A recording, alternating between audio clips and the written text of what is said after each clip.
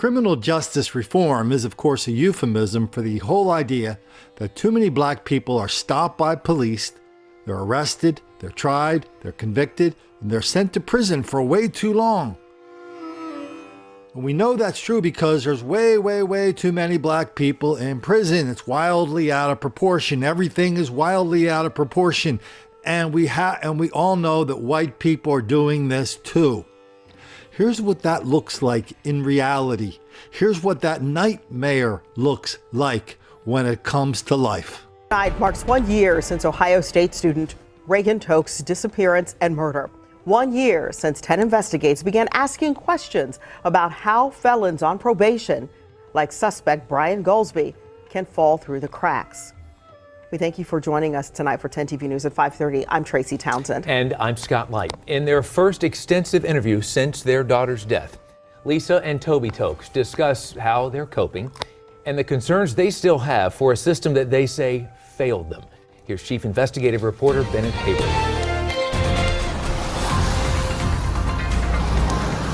Scott and Tracy, it has been a tough year for Lisa and Toby Tokes. It's been exactly 1 year tonight that their daughter Reagan was working here at Bodega in the Short North, and she left the restaurant that night and started heading east along 3rd Avenue.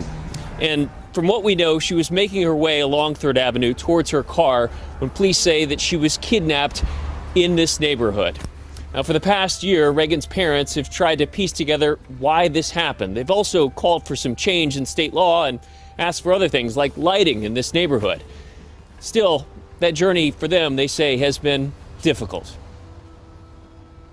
This past year has been brutal, to put it bluntly. There's no other way to describe it. It'll never go away. It's difficult, and it's a pain that, unless it's happened to you, you just can't know. For Lisa McCrary Tokes and her husband Toby, figuring out how to cope has been a difficult path. Yes, it has been, because just to function sometimes on a given day, just to be able to get up and put one foot in front of the other is tough. They spoke to us near their Florida home to discuss the year that has followed the unthinkable, the kidnapping, rape, and murder of their oldest daughter, Reagan. The man charged with the crime, Brian Goldsby, has pleaded not guilty and will stand trial later this month. If convicted, he faces the death penalty. They declined to answer questions about him, but spoke freely about their struggle to make sense of what happened. We just miss her every day. There's a huge void in our family. Some holidays, some birthdays have come and gone. They'll never be the same without her. There's always a missing spot in anything that we do. There's an empty bedroom in our home. There's an empty chair at the dining room table. There's a sister. And there's a permanent emptiness in your heart that doesn't heal. Time does not heal all wounds. It does not. Time has also not answered all their questions, namely how a paroled felon like Brian Goldsby could be released from prison homeless, assigned a GPS ankle monitor, and then not closely monitored by parole officers or the community housing facility that later agreed to take him in.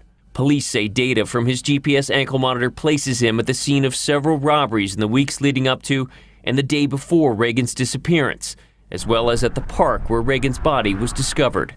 Every single emotion and adjective you want to throw in, we've felt it at some point. As 10 Investigates first reported in November, the Ohio Department of Rehabilitation and Correction may have violated its own 2016 policy by failing to assign exclusion zones that would have restricted Goldsby's movements. Video surveillance from the Columbus bus system shows he traveled throughout the Short North area the night Reagan disappeared.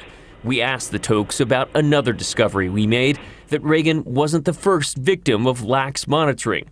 There were others who fell victim to paroled felons under state supervision who went on to commit additional acts of violence. Well, I think what Lisa and I find difficult, not difficult maybe is the wrong word, but surprising, is that we're not the first victim. Reagan wasn't the first victim. You know that. Everybody knows that these things happen way too frequently.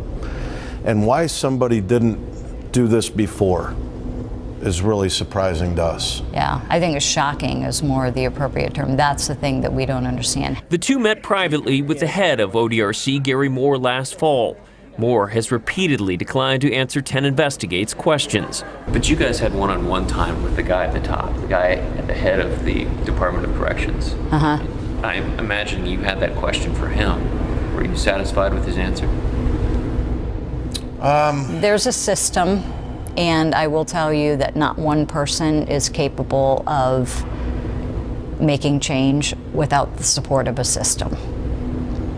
That's how I can best answer that.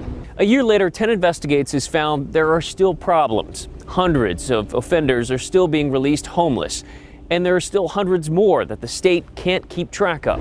What goes through your mind? Fear. Fear for some other family experiencing what we have. In an effort to move away from those feelings of fear and anger, Lisa says they have leaned on friends and family for support.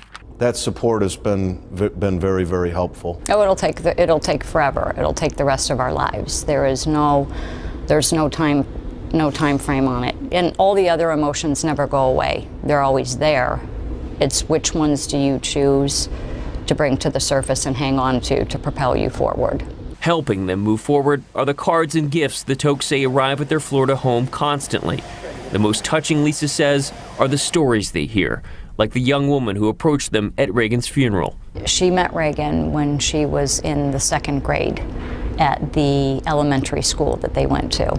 And her family was going through a very bad time, and parents were getting divorced, and it was just a really bad time. And she said that she was only at that school for a week because of her circumstances. And Reagan was the only child that came up to her and was kind to her and befriended her. Sat down and had lunch with her and whatnot. And she said to this day, she still goes through life telling people Reagan Tokes was her friend. And it's things like that how do you not take that and move forward with that in a positive way? Please don't allow the cycle to continue. The Tokes have worked with lawmakers to craft a bill that would drastically change how violent felons in Ohio are sentenced and how they're watched once they're released. Reagan is a number in a long line of other people that have had this happen, and it has to stop. And I refuse to allow her to become just a number and a statistic. That's part of the motivation to do this. Next month, the Tokes are planning an event in Maumee, Ohio, to remember Reagan on what would have been her 23rd birthday. This is an outlet, of course, for us to celebrate Reagan, certainly first and foremost. And the love we had, as Lisa said, for Reagan is immeasurable. I'm sensing a theme here of trying to create something positive out of something tragic. That's all it is. It is, and like I said, it's helped us cope, and it's the right thing to do, and it's what she would want us to do. A murder trial still lays ahead for them. The Tokes say it is not easy being robbed of a child, but they're quick to point out not all has been lost. Love can never be taken, regardless of circumstances on this earth, evil, tragic events, catastrophic events. The love you share with your child and within your family, that never goes away, and that can't be taken from you. And the Tokes say that they'll be back here later this month for the start of Brian Goldsby's murder trial. Bodega is actually one of 7 locations that the prosecution has requested to take the jury to see in person. The judge has not ruled on that request so far. We also reached out to the head of ODRC, Gary Moore, to see if he would reconsider talking to us. That request was declined. Goldsby's defense attorneys have also repeatedly declined to comment after his most recent court proceedings. We'll have more tonight at 11 and online at 10tv.com. Reporting live tonight, Bennett Haberly, 10 Investigates. Two incredibly strong parents there. Bennett, thank you. There is soon going to be an Ohio State University scholarship bearing Reagan's name. Last week, the Board of Trustees approved a $50,000 scholarship to students majoring in psychology, to a student majoring in psychology. You can watch our extensive coverage of the Tokes case and the push for changing the system prompted by 10 Investigates reporting. It's all in one place at 10tv.com/Reagan Tokes. State corrections officials have said the murder of an Ohio State student was an outlier, a rare occurrence of the system not working. 10 Investigates found that is not the case. There were other victims besides Reagan Tokes, highlighting a long-standing failure in the system. Our chief investigative reporter Bennett Haverly joins us now with an investigation he has been working on for months. Bennett. Scott and Tracy, the case of Reagan Tokes was not a one-off. We found them. Offenders who are, after being released from prison, went on to commit additional acts of violence, all while under state supervision. What's more, we found the state may have ignored its own policies, raising more questions about if these deaths could have been prevented. She was left in a field naked and shot twice in the head on a bitterly cold night. And she laid there for 12 hours before somebody found her frozen, lifeless body. Lisa and Toby Tokes say their daughter's murder was preventable. Please don't allow the cycle to continue. Lisa is trying to convince state lawmakers that change is needed, that the state failed to closely watch Brian Goldsby, the man charged with her daughter's murder, the man who's pleaded not guilty to the crime. He should have never been out on the streets, and he especially should not have been out there unmonitored. Questions have been raised about the level of supervision Goldsby received. During his recent prison term for robbery and attempted rape, he acquired 52 infractions and was transferred several times. But current Ohio law prevented him from being given additional time for bad behavior. So when he got out, no halfway house would take him, so he was assigned a GPS ankle monitor. But no one tracked him or that GPS data closely, even though the Tokes believe alarm bells should have been going off. Parole records show Goldsby sometimes failed to charge the device's battery and faced little discipline. He also went missing from the exit program that eventually housed him, but again, faced little sanction. It was only after his arrest for Reagan's murder that police checked the data on that ankle monitor. And what they found, police say, ties Goldsby to a string of robberies in the German Village area in the weeks and even the day leading up to Reagan's disappearance. What's more, police say that data places Goldsby in the park where Reagan's body was found. Then there was this. An internal Columbus police email uncovered by 10 Investigates shows the department may have had its own doubts about the effectiveness of the ankle monitor. It states, quote, Goldsby had an ankle monitor on when we arrested him, and they just got the GPS locations downloaded off it, and he was at each of the robberies.